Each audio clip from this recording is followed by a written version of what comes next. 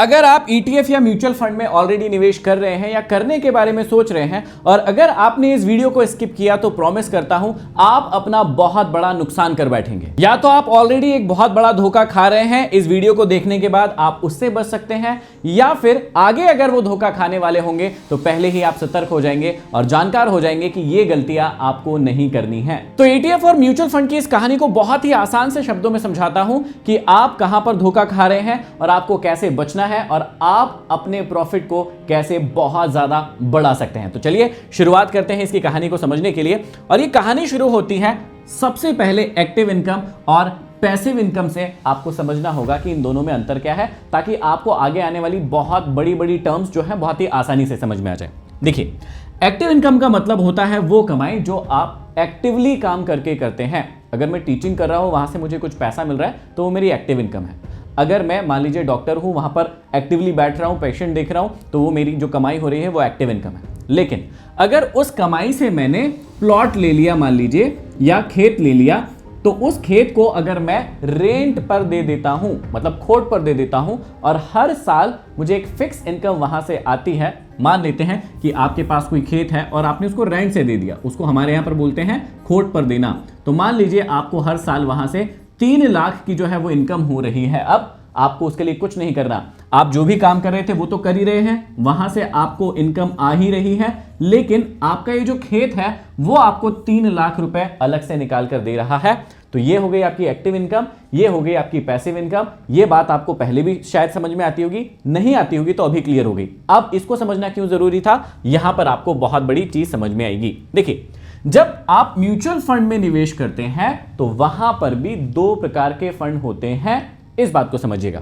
पहला जो फंड होता है वो होता है एक्टिव फंड। अब आपको आसानी से समझ में आएगा क्योंकि ये वाली बात आपको समझ में आ गई थी ना, तो यहां पर भी आपको बात आसानी से समझ में आ जाएगी। एक्टिव फंड का मतलब होता है वो फंड जहां पर आपका फंड मैनेजर, मतलब जिसको आपने पैसा दिया है, जिस फंड को आपने पैसा दिया है कि भैया आप मेरे बिहाफ पर पैसा लगाइए, तो आपका फंड मैनेजर क्या करेगा, आपका फंड मैनेजर एक्टिवली वहां पर काम करेगा मार्केट को आउट परफॉर्म करने में। ये मार्केट कौन है, ये मार्केट है मान लीजिए पैसिव फंड। पैसिव फंड मतलब मान लीजिए निफ्टी को हम पैसिव फंड मान लेते हैं। अब निफ्टी 50 के अंदर कितनी कंपनी है, 50। अगर वो 50 कंपनी ऊपर जाएगी तो ये जो पैसिव फंड है वो ऊपर जाएगा। अगर ये 50 कंपनी नीचे आएगी तो भाई पैसिव फंड नीचे आएगा। क्या इसमें कोई भी फंड मैनेजर कुछ कर सकता है, नहीं।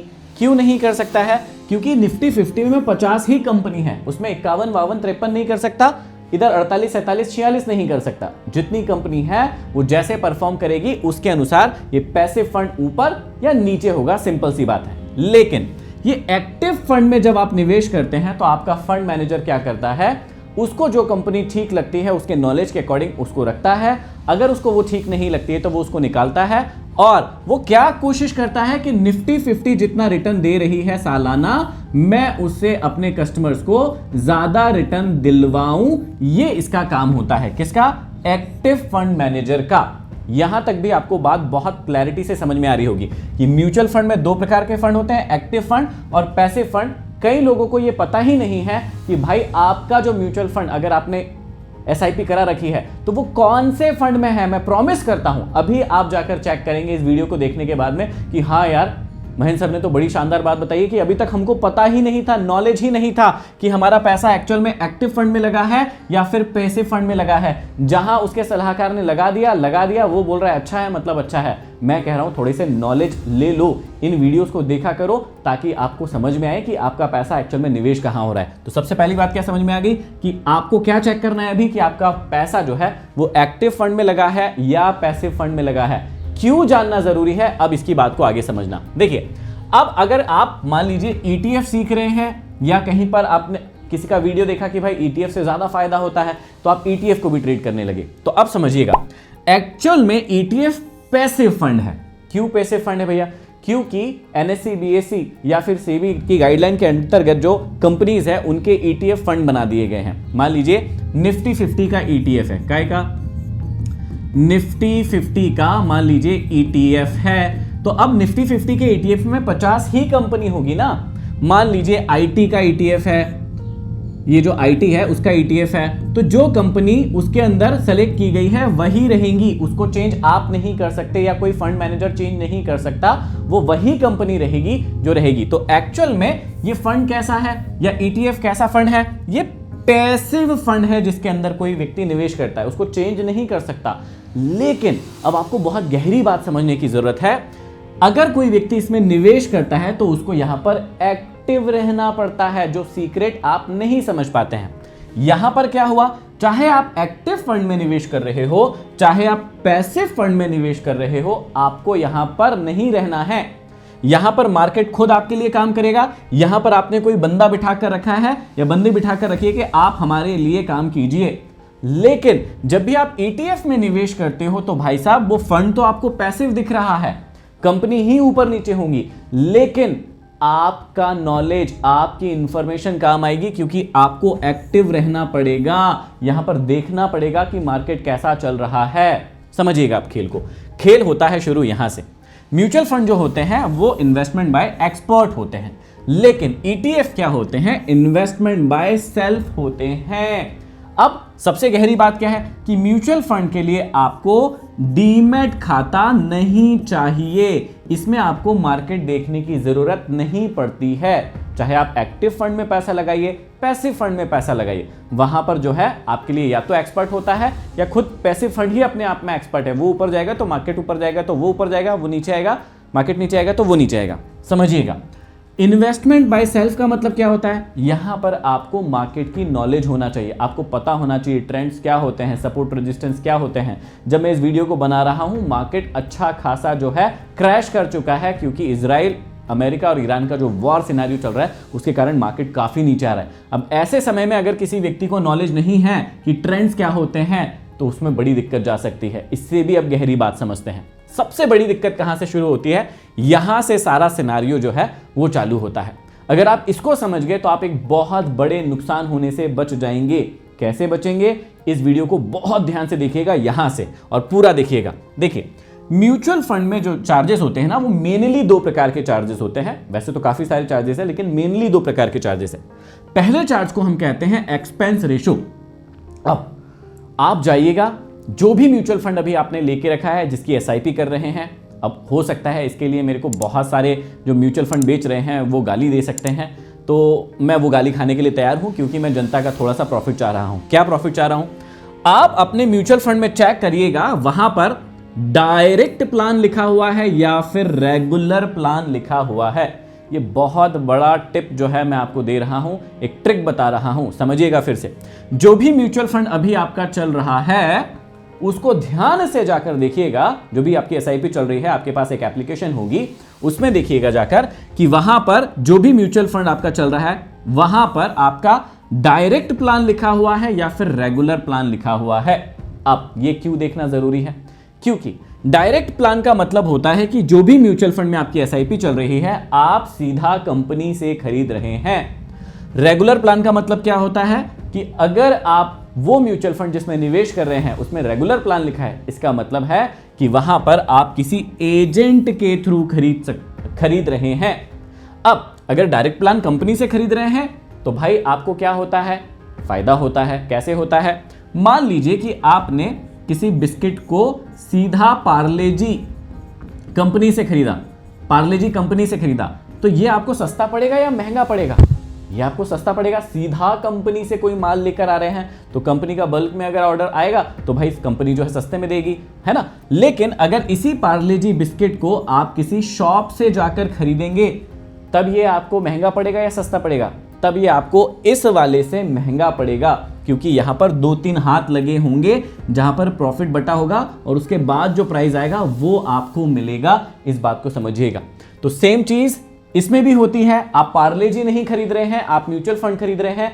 पार्ले जी 5-10 रुपए का आता है, यहां आप हजारों लाखों रुपए निवेश कर रहे हैं और हर महीने करते हैं। एसआईपी में हर महीने निवेश करते हैं। तो जब आप हर महीने निवेश करते हैं तो होता यह है कि अगर आपके पास डायरेक्ट प्लान है तो आपका जो एक्सपेंस रेशो है वो कम कटता है। लेकिन जो आपका रेगुलर प्लान अगर आप लेते हैं तो वो आपका ज़्यादा कटता है। और कितना ज़्यादा कटता है, चलिए उसकी एक झलकी दिखा देता हूँ। यहाँ पर मैंने एक वेबसाइट खोल रखी है, तो मैं आपको यहाँ पर बता देता हूँ। देखो, मैंने एक आपको चेक कराने के लिए यहाँ पर वेबसाइट खोल रखी है। यहाँ पर देखिएगा ICICI के अलग अलग जो है यहाँ पर म्यूचुअल फंड के प्लान्स हैं, और यहाँ पर देखिए क्या लिखा है, रेगुलर प्लान और डायरेक्ट प्लान। अब देखिएगा ध्यान से, डायरेक्ट प्लान का जो डायरेक्ट प्लान है वो कितने का है, यहाँ पर एक्सपेंस रेशियो उसका कितने का है, यहाँ पर देखिएगा 0.57। डायरेक्ट प्लान का जो है एक्सपेंस रेशियो वो है 0.57, इसको याद रखिएगा। अब रेगुलर प्लान का जो एक्सपेंस रेशियो है इस प्लान का, अगर किसी व्यक्ति ने ले रखा होगा तो यहां पर क्या लिखा हुआ है, 1.80%। अब सोच कर देखिए कि यहां पर लगभग दुगने से भी ज्यादा का अंतर आ रहा है। वैसे यहां पर देख लीजिए एक्सपेंस रेशियो डायरेक्ट प्लान का कितना है, ICICI प्रूडेंशियल थर्मेटिक एडवांटेज फंड, ये अलग अलग फंड है, PSU फंड है, क्वालिटी फंड है ना, एनर्जी अपॉर्चुनिटी फंड है, तो अलग अलग फंड है, उनके ये चार्जेस है। तो डायरेक्ट चार्जेस को ध्यान से देखिए 0.21%, लेकिन यहां पर 1.41%। भाई साहब, इससे ये कितना ज्यादा है, आप समझ पा रहे हैं। और नीचे चलते हैं, काफी सारे हैं, ये देखिए 0.88% डायरेक्ट प्लान, लेकिन अगर आप रेगुलर प्लान लेते तो 2.104%।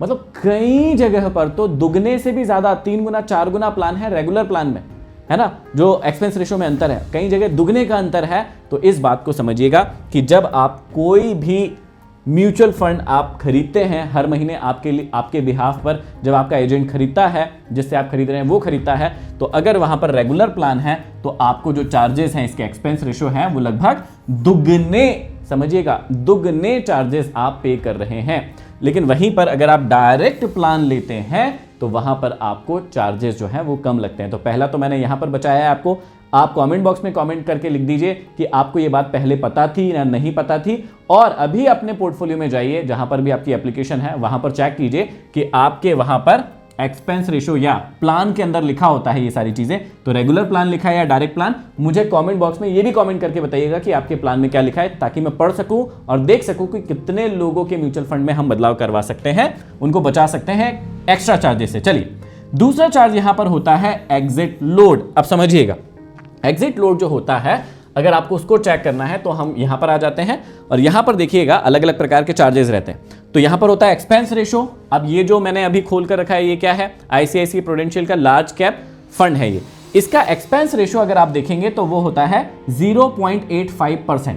सिंपल है, ये हमने देखा था। और अगर यहां पर देखेंगे तो यहां पर डायरेक्ट प्लान भी लिखा होगा। देखो, अगर आप कॉइन बाय जीरोधा से लेते हैं तो यहां पर डायरेक्ट प्लान लिखा हुआ है, ये डायरेक्ट प्लान है। डायरेक्ट मतलब कि सीधा आप कंपनी से खरीद रहे हैं, इसका जो चार्जेस है वो कम होता है। लेकिन इसी वाले फंड को, ये देखिएगा ICICI प्रूडेंशियल के लार्ज कैप फंड को अगर आपके लिए कोई बीच वाला व्यक्ति खरीदेगा तो ये एक्सपेंस रेशियो क्या हो जाएगा, लगभग दुगना हो जाएगा। अब एग्जिट लोड क्या होता है, ये भी एक प्रकार का चार्ज होता है।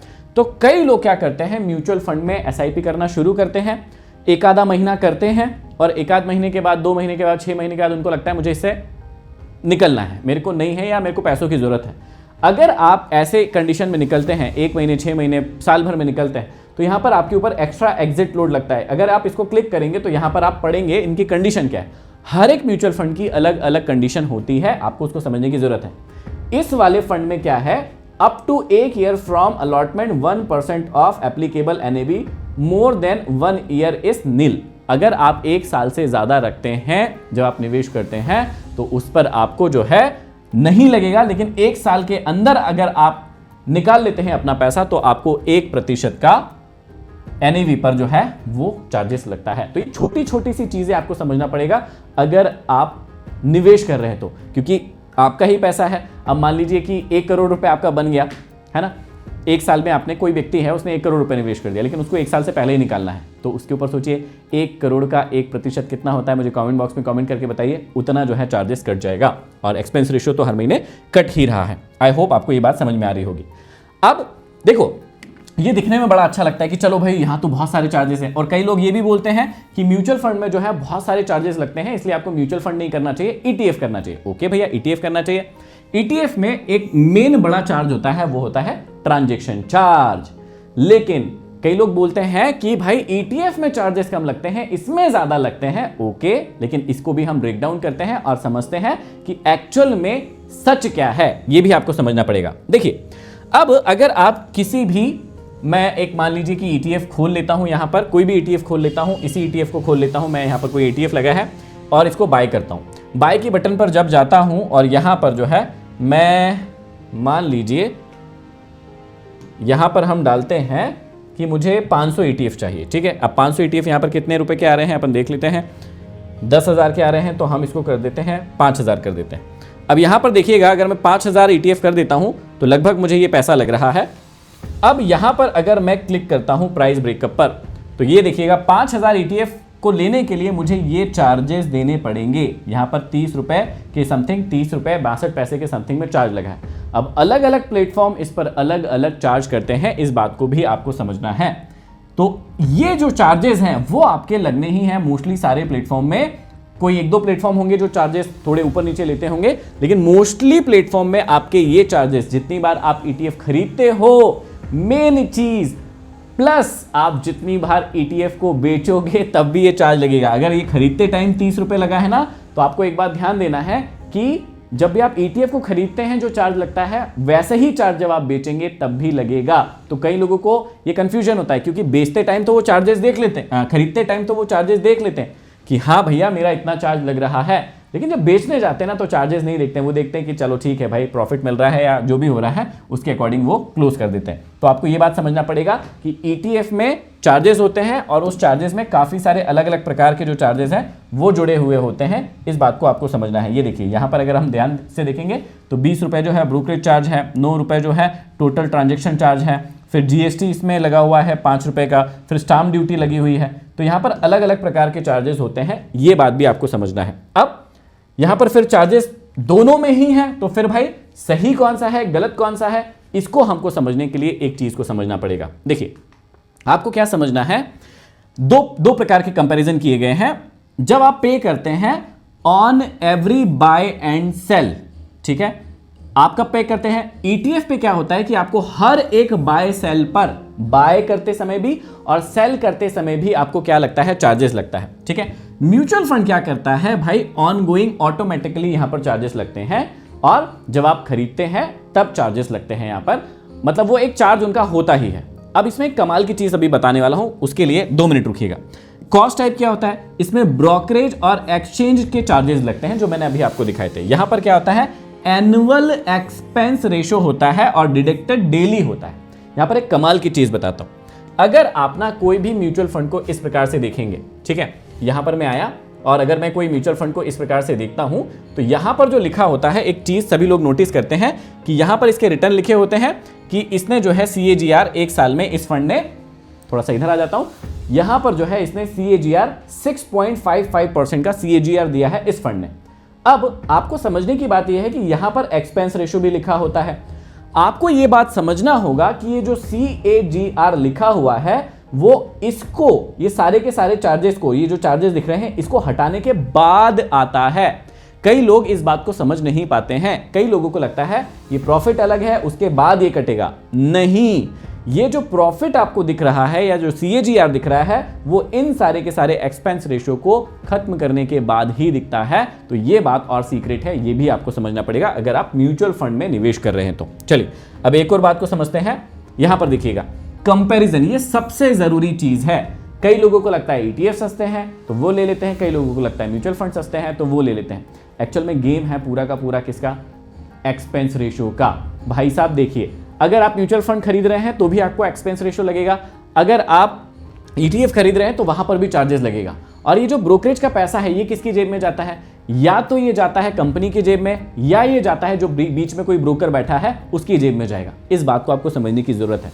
और जिस व्यक्ति को ब्रोकरेज ज्यादा मिलता है जहां से भी, या जहां से उसकी ब्रोकरेज इनकम हो रही है, वो हमेशा चाहेगा कि भाई आपको सच पता नहीं हो और वो आपको गुमराह करता रहेगा। क्यों गुमराह करेगा, क्योंकि उसका घर उससे चल रहा है ना। तो अगर उसका ब्रोकरेज बंद हो गया तो भाई क्या होगा, उसका दिक्कत हो जाएगी। तो समझिएगा, आप थोड़े से नॉलेजेबल बने।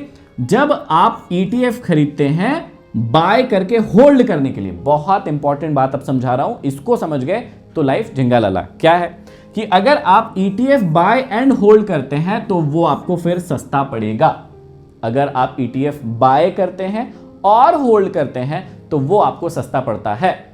लेकिन वहीं पर अगर आप ETF को बाय करके, समझिएगा, बाय करके सेल करते हैं बार बार मंथली बेसिस पर, आप सोचते हैं कि मैं ETF में ना SIP कर देता हूं, हर महीने में ना इस SIP करते जाऊंगा ETF में खुद के मन से, तो भैया यहां पर देखिएगा आपको ट्रेडिंग कॉस्ट एडअप हो जाएगी। बार बार जब आप खरीदेंगे बेचेंगे ना तो आपके जो ट्रांजैक्शन चार्जेस हैं वो ज्यादा बढ़ेंगे। इसका मतलब अगर आप बाय करके होल्ड कर रहे हैं लंबे समय तक के लिए तो वो बेहतर है, प्रॉफिटेबल है, कोई दिक्कत वाली बात नहीं है। लेकिन अगर आप ETF में मंथली ऊपर नीचे या डेली ऊपर नीचे करने का सोच रहे हैं तो वहां पर आपको चार्जेस के बेसिस पर तो नुकसान होगा, मतलब आपका चार्जेस ज्यादा लगने वाले हैं। नुकसान और फायदे की बात नहीं कर रहे हैं, हम कर रहे हैं चार्जेस की बातें। म्यूचुअल फंड में अगर आप इसी चीज को करते हैं कि अगर आप बाय होल्ड करते हैं तो आपको ये कॉस्टलियर पड़ सकता है, लेकिन अगर आप मंथली SIP करते हैं तब आपको ETF के कंपैरिजन में ये मोर एफिशिएंट हो सकता है। इस बात को समझने की जरूरत है आपको। तो इस कहानी से क्या शिक्षा मिली? अभी जो है शिक्षा ये मिली है कि अगर हम ETF को बाय करते हैं और लंबे समय के लिए होल्ड करते हैं तो वो चीपर पड़ता है ना। बाय और होल्ड करते हैं म्यूचुअल फंड को तो वो हमको महंगा पड़ेगा। लेकिन अगर मंथली बेसिस पर हम SIP का सोच रहे हैं, जो मोस्टली लोग म्यूचुअल फंड में SIP करते हैं, तो वो हमें एफिशिएंट पड़ता है, जबकि ETF हमें ट्रेडिंग कॉस्ट लगेगी, उसमें एक्स्ट्रा चार्जेस लगेंगे, बार बार करेंगे तो, और ब्रोकर जो रहेगा बीच का उसकी जेब में पैसा जाएगा तो उसको फायदा होगा, लेकिन आपको नुकसान होगा चार्जेस के लेवल पर। अब बहुत ही इंपॉर्टेंट बात आपको यह समझना है, जब भी मार्केट वॉलेटाइल होता है तो ETF महंगा हो जाता है। यह बहुत ही इंपॉर्टेंट पॉइंट है जो आपको समझना ही चाहिए। कई लोगों को यह बात नहीं पता है, ETF में ट्रेड कर रहे हैं, लेकिन कई लोगों को यह सीक्रेट नहीं पता है कि जब भी मार्केट वॉलेटाइल होगा, जल्दी जल्दी ऊपर जाएगा या जल्दी जल्दी नीचे जाएगा, तो ETF क्या हो जाएगा? महंगा। और जबकि म्यूचुअल फंड क्या होता है, जो भी NAV आएगी वो उसी पर मिलता है, क्योंकि भैया ये जो म्यूचुअल फंड है वो आपको इंट्राडे में थोड़ी ना खरीद बेच सकते हैं। जिस भी व्यक्ति को आपने पैसे दिए हैं अपने खरीदने के लिए, जिस भी कंपनी को पैसे दिए हैं, वो जब 3:30 बजे के बाद मार्केट क्लोज हो जाएगा, उसकी एक NAV आएगी उस फंड की, उसी NAV पर आपका जो म्यूचुअल फंड है आप उसको खरीद सकते हैं। लेकिन ETF को तो आप खुद खरीदते हैं, इसको तो आप ट्रेड करते हैं, आपको खुद ही इसको खरीदना बेचना पड़ेगा। तो होता क्या है, जब मार्केट वॉलेटाइल होता है तो ETF महंगा हो जाता है। कैसे होता है इसका एग्जांपल बताता हूं।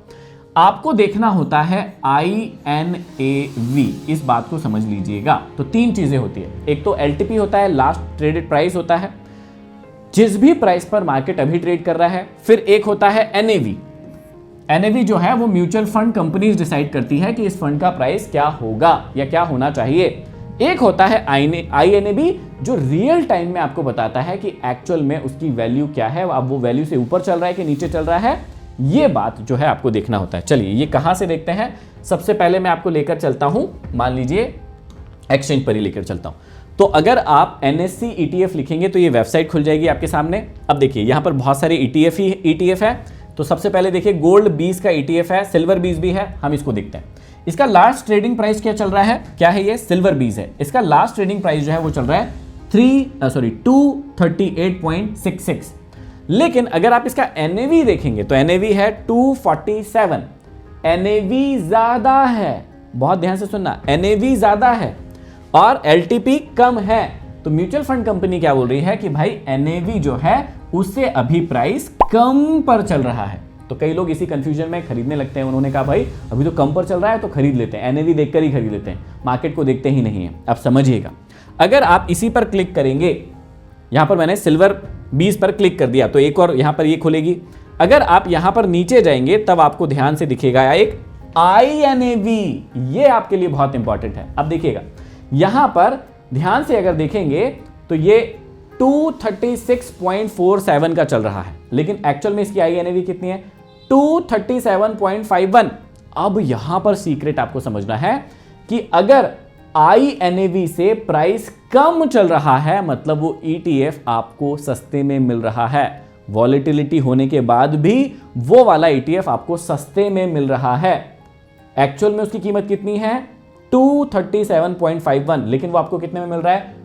236.52 इसमें मिल रहा है। तो यहां पर ये जो है कम में चल रहा है। अगर आपको ऐसा दिखता है कि INAV से ये प्राइस बढ़ा हुआ है तब ये ETF काय में चल रहा है, ये ETF महंगा है और आप महंगे में खरीद रहे हो, बहुत महंगे में खरीद रहे हो।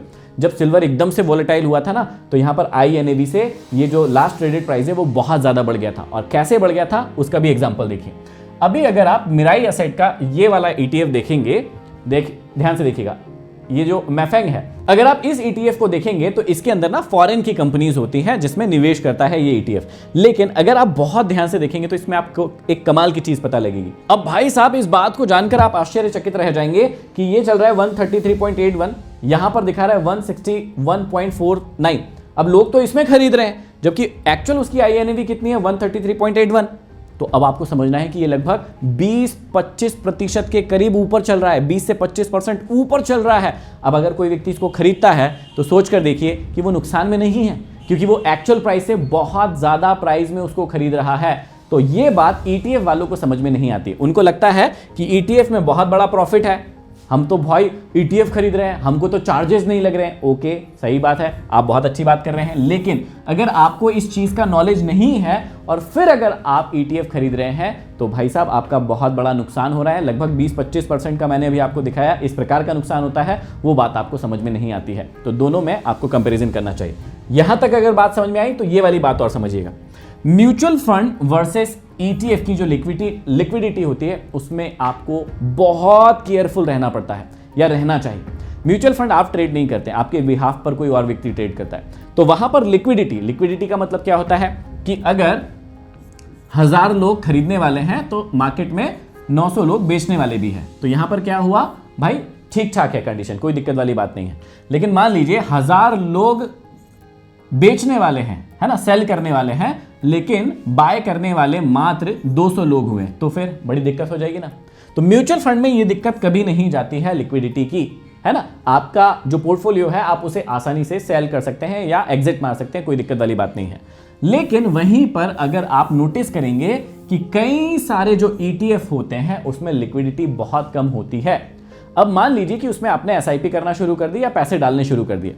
अगर आपके पास एक बड़ी क्वांटिटी हो गई, मान लेते हैं कि भाई आपके पास 5 लाख क्वांटिटी किसी ETF की हो गई और आप किसी दिन उसे बेचना चाहते हैं, लेकिन अगर आपने किसी ऐसे ETF में निवेश कर दिया जहां लिक्विडिटी है ही नहीं, इस 5 लाख क्वांटिटी को कोई खरीदने वाला है ही नहीं, तो क्या आप इस 5 लाख की क्वांटिटी को बेच पाएंगे?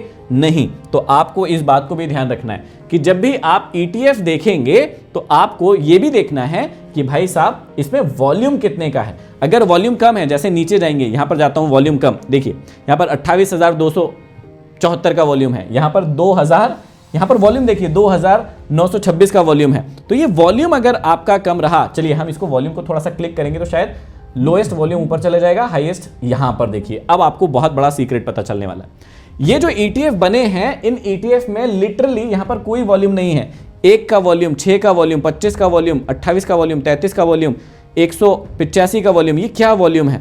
अगर कोई व्यक्ति बेचारा नया है और वो किसी के कहने पर कि भाई ETF अच्छे होते हैं, ETF खरीदना चाहिए, और उसको नॉलेज नहीं हो और वो इन ETFs को बड़ी क्वांटिटी में खरीद के बैठ जाए, तो क्या उसके ETF बिक पाएंगे? नहीं, इस बात को भी समझिएगा। तो आपको अगर ETF भी लेना है तो आपको पहले क्या चेक करना चाहिए, यहां पर क्लिक करना चाहिए और यहां पर क्लिक करके सबसे ऊपर आना चाहिए और देखना चाहिए किन ETFs में वॉल्यूम अच्छा है। जैसे सिल्वर, गोल्ड, इसमें देखो अभी इनमें वॉल्यूम बहुत अच्छा है। ये क्या है यहां पर, ये है गोल्ड 20, इसमें वॉल्यूम बहुत अच्छा है। तो आपको जब भी ETF भी बाय करना है तो सबसे पहले आपको NSE की वेबसाइट पर आना चाहिए, वहां पर वॉल्यूम चेक करना चाहिए कि भाई मैं जो ETF ले रहा हूं उसके अंदर वॉल्यूम ठीक ठाक है कि नहीं है, फ्यूचर में ठीक ठाक होगा कि नहीं होगा, ये सारी चीजें भी चेक करना चाहिए। अब आती है इससे भी ज्यादा इंपॉर्टेंट चीज कि ETF कब लेना चाहिए और म्यूचुअल फंड कब लेना चाहिए। अगर हमको एक कंपैरिजन करना है तो वो कंपैरिजन जो है मैंने आपके लिए किया है, इसको देखना बहुत ज्यादा जरूरी है। देखो, ETF हमेशा तब ले जब आपको लमसम में इन्वेस्टमेंट करना है, एक साथ निवेश करना है।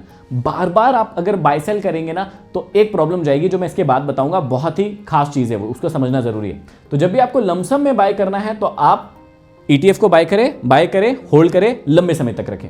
जब भी आपके पास डीमेट खाता हो तब आपको ETF बाय करना चाहिए। जब आपको चार्ट देखना समझना आता हो, सपोर्ट क्या है, रेजिस्टेंस क्या है, ट्रेंड क्या है, ट्रेंड लाइन क्या है, अगर आपको वो देखना आता हो तो ही ETF लेना चाहिए, तो ही ETF में ट्रेडिंग करना चाहिए, ठीक है। अगर आपको रियल टाइम कंट्रोल चाहना है कि भाई मैं अभी खरीदूं, अभी पैसे आ जाए, अभी बेच दूं, अभी पैसे आ जाए, तो आपको ETF लेना चाहिए। अगर एग्जिट लोड का टेंशन नहीं चाहते हो कि भाई 1 साल के अंदर भी बेच सकता हूं यार, मेरे को पैसों की जरूरत हो सकती है, तब आपको ETF करना चाहिए। और अगर आप स्विंग ट्रेड करना चाहते हैं, मान लीजिए कि आपने खरीदा, आपको लगता है यार 6 महीने बाद में इसमें प्रॉफिट बुक कर दूंगा या 2 महीने बाद ही कर दूंगा, तब आपको ETF करना चाहिए। लेकिन लंबे समय में अगर आपको वेल्थ बनाना है तो भाई आपको SIP तो करना ही चाहिए, म्यूचुअल फंड में निवेश करना ही चाहिए। हर महीने आपको SIP अपनी करना ही चाहिए। और एक सीक्रेट आज दे दिया है, कोशिश करो डायरेक्ट प्लान में करना है। रेगुलर में करोगे आपके चार्जेस ज्यादा लगेंगे, और लंबे समय के लिए करना, नहीं तो एग्जिट लोड भी लगेगा।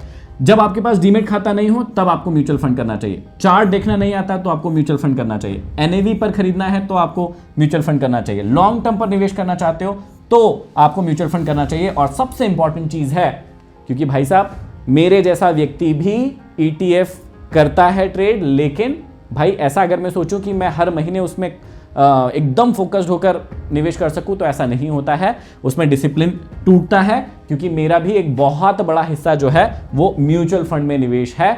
ETF में भी अच्छा खासा निवेश है, लेकिन वो इतने डिसिप्लिन से नहीं हो पाता क्योंकि बाकी भी काम रहते हैं। तो हम दिन भर ही मार्केट के सामने नहीं बैठ सकते हैं, कोई भी व्यक्ति नहीं बैठ सकता है अंटिल कि वो वही काम कर रहा हो। तो आशा करता हूं कि आप भी वो काम नहीं कर रहे होंगे। तो इसलिए अगर आप डिसिप्लिन चाहते हैं तो आपको म्यूचुअल फंड जो है वो जरूर करना चाहिए। ETF कब करना है, म्यूचुअल फंड कब करना है, ये मैंने समझा दिया। अब एक बहुत खास बात जिसके बारे में लोग बात नहीं करते हैं, बाकी सारे छोटे छुटकू मुटकू चार्जेस के बारे में बड़े बात करते हैं। मैंने देखा है बहुत सारे कंटेंट क्रिएटर जो है ना, ऐसे छुटकू मुटकू चार्जेस कि ये 0.5 का चार्ज है, ये कट जाएगा, ऐसा हो जाएगा तो वैसा हो जाएगा। पर एक जो चीज है वो कोई नहीं आपको बताएगा, वो मैं बताता हूं, उस पर हम बात करते हैं। देखिए, आपको STCG और LTCG पता होना चाहिए और समझ में आना चाहिए। देखिए, जब इससे पहले हमारे टैक्सेस में बदलाव हुए थे तो जो पास्ट में short term capital gain tax है वो था 15%, और जो long term capital gain tax था वो था 10%। पहले ये क्या होता है, कुछ बच्चों को नहीं पता होगा, उनको समझा देता हूं। अगर आप 1 साल के अंदर, 1 साल के पहले अगर आप स्टॉक मार्केट से प्रॉफिट बुक कर लेते हैं, अगर आपको प्रॉफिट होता है आप उसको बुक कर लेते हैं, तो उस प्रॉफिट पर पहले आपको 15% का टैक्स देना पड़ता था। मतलब अगर आपने मान लीजिए 1 लाख का प्रॉफिट किया तो इस 1 लाख के प्रॉफिट में से 15,000 जो है वो आपको सरकार को देने पड़ेंगे। इस बात को आपको याद रखना है। मतलब एक्चुअल प्रॉफिट आपका 85,000 है। और पहले की बात बता रहा हूं, पहले अगर आप 1 साल से ज्यादा उस पोजीशन को होल्ड करके रखते और फिर प्रॉफिट बुक करते तो आपको 10% का ही यहां पर टैक्स देना पड़ता था। लेकिन अभी जो सेशन इसके पहले वाला आया उसमें चेंजेस हुए टैक्स स्लैब में, और शॉर्ट टर्म कैपिटल गेन जो टैक्स है वो कर दिया गया 20%, 15 से सीधा 20% कर दिया।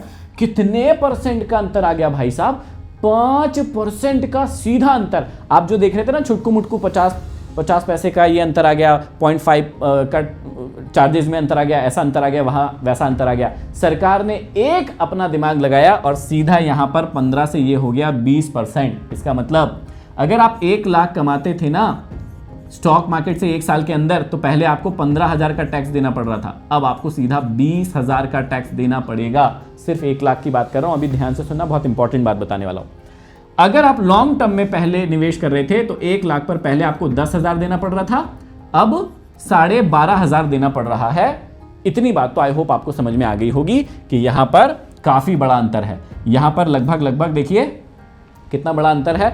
यहां पर 20% आपको टैक्स लगता है, ये भरना ही पड़ता है। कई लोग इससे बचने की कोशिश करते हैं, अब नहीं बच पाएंगे क्योंकि अब नियम जो है और ज्यादा चेंजेस हो रहे हैं, नियम में बहुत बड़े बड़े बदलाव हो रहे हैं, तो अब आप इससे नहीं बच पाएंगे। अब एक और बात समझना कि आपने म्यूचुअल फंड या ETF कोई भी इन्वेस्टमेंट क्यों किया है, ताकि आपको फ्यूचर में बड़ा प्रॉफिट होगा। कोई दिक्कत वाली बात नहीं। आपने 10 साल रखा, 15 साल रखा, 20 साल रखा, 25 साल रखा, 30 साल रखा, हर व्यक्ति जो म्यूचुअल फंड ETF समझा रहा है वो यही कहता है ना, लॉन्ग टर्म रखो, लॉन्ग टर्म रखो, लॉन्ग टर्म रखो। ओके भैया रखेंगे, कोई दिक्कत वाली बात नहीं है।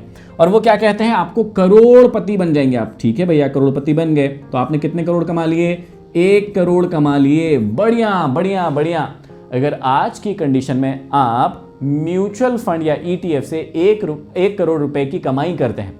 अब कमाई में देखो 2 प्रकार की है, तो मैं बहुत डिटेल में नहीं जा रहा हूं। पहले मैं ऐसे समझा देता हूं कि आपको शुद्ध लाभ जो है शुद्ध लाभ की बात कर रहा हूं, आपके इन्वेस्टमेंट की बात नहीं कर रहा हूं, क्योंकि आपके इन्वेस्टमेंट पे आप ऑलरेडी टैक्स पे कर चुके हो, तो आपका जो टैक्स लगता है सिर्फ प्रॉफिट पे लगता है। तो हम मान रहे हैं कि आपका टोटल प्रॉफिट ही प्रॉफिट जो है वो 1 CR हो गया, 1 करोड़ हो गया।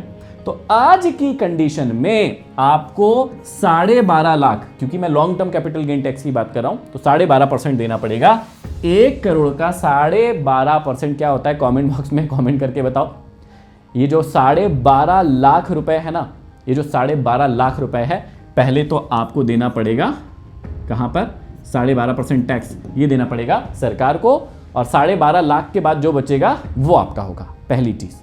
अब जैसे जैसे आपका जो यहां पर प्रॉफिट बढ़ेगा वैसे वैसे आपका टैक्स भी बढ़ते जाएगा, इस बात को समझ लेना। अब एक गहरी बात मैं ये बोलना चाह रहा था कि आप बोल रहे हैं ये बचा लिया मैंने, किसी इन्फ्लुएंसर ने आपको समझा दिया कि अरे यहां से ये बचा लो, वहां से वो बचा लो, छोटी छोटी सी चीजें बताते हैं कि ये बचा लो वो बचा लो, बढ़िया बहुत अच्छी बात है, बचा लो सब बचा लो।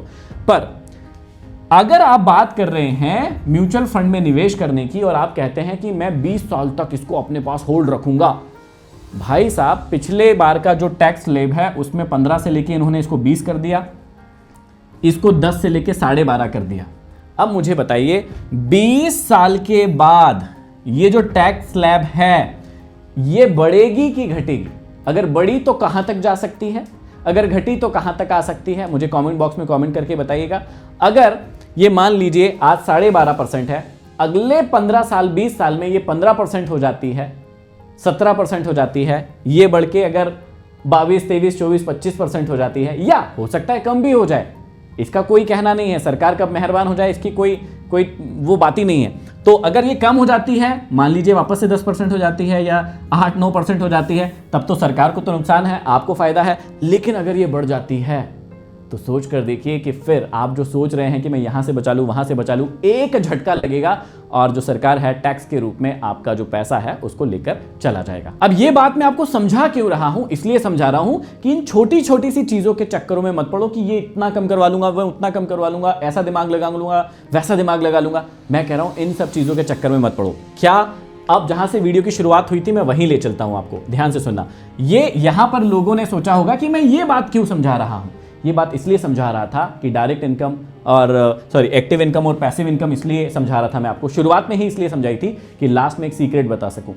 एक्चुअल में अगर आपको अपनी लाइफ में पैसा बनाना है, ग्रो करना है, तो अगर आप अपनी एक्टिव इनकम को आज ग्रो नहीं कर पाए तो समझ लीजिएगा 20 साल बाद भी आप अपने पैसे को ज्यादा ग्रो नहीं कर पाएंगे, क्योंकि टैक्सेस के रूप में कई सारा पैसा सरकार आपसे लेके जाएगी और बहुत सारी चीजें होने वाली है बाद में। लेकिन अगर आपने आज ही अपनी एक्टिव इनकम को बढ़ा लिया, तो जो व्यक्ति आज 10,000 की SIP कर रहा है मान लीजिए, वही व्यक्ति अपनी एक्टिव इनकम को बढ़ा के 50,000 की SIP करने लगे, तो यहां पर एक बहुत बड़ा अंतर हम ऐसे ही देख लेते हैं। तो हमारी साइकोलॉजी को हम चेंज करते हैं और एक बड़े अंतर को देखते हैं कि अगर हम अपनी एक्टिव और पैसिव इनकम को दोनों को बढ़ाते हैं और वहां से हम ज्यादा अर्न करना शुरू करते हैं, अभी से ही, भविष्य के भरोसे नहीं बैठते हैं, और अगर हम अभी 10,000 की SIP कर रहे हैं तो क्या रिजल्ट निकलेगा, और अगर हम अपनी एक्टिव पैसिव दोनों इनकम को बढ़ा लेते हैं और उसका जो ज्यादा से ज्यादा पैसा है, अगर 50,000 रुपए की SIP हर महीने करते हैं तो उसका क्या बड़ा अंतर निकलेगा, हम 1 मिनट और लगेगा आपको मुझे बताना है। यहां पर देखते हैं, अगर आपने मान लीजिए 10,000 रुपए की SIP अभी कर रहे हैं और आपको लग रहा है ये चार्जेस वो चार्जेस, ऐसा कर देंगे वैसा कर देंगे, इतना करोड़ कमा लेंगे, तो 10,000 की यदि आप SIP करते हैं, हम 12% का भी अगर रिटर्न मानते हैं, तो अगर हम 30 साल का मान लेते हैं, चलिए, तो 30 साल के बाद अगर आप देखेंगे तो आपका 36 लाख रुपए लगता है, लेकिन टोटल आपको 3 करोड़ रुपए के समथिंग मिलेगा। लेकिन 20 साल के बाद, 30 साल के बाद भाई साहब महंगाई कितनी होगी, इस 3 करोड़ का वैल्यू क्या होगा, इस बात को भी समझिएगा। अब अगर मैं इसी को यहां पर अपनी इनकम बढ़ा लेता हूं और 10,000 की जगह मैं 50,000 की SIP करने लगता हूं, मैं कह रहा हूं इस अंतर को समझिएगा। बस यही समझाना चाह रहा था कि आपका ये जो यहां पर है लगभग 18 लाख रुपए, इकाई, दहाई, सैकड़ा, हजार, 10,000, लाख, 10 लाख, करोड़, 1 करोड़ 80 लाख रुपए के करीब आपका पैसा लगा। लेकिन अगले 30 साल के बाद यहां पर आपको 15 करोड़, 15.5 करोड़ के लगभग आपको पैसा मिला।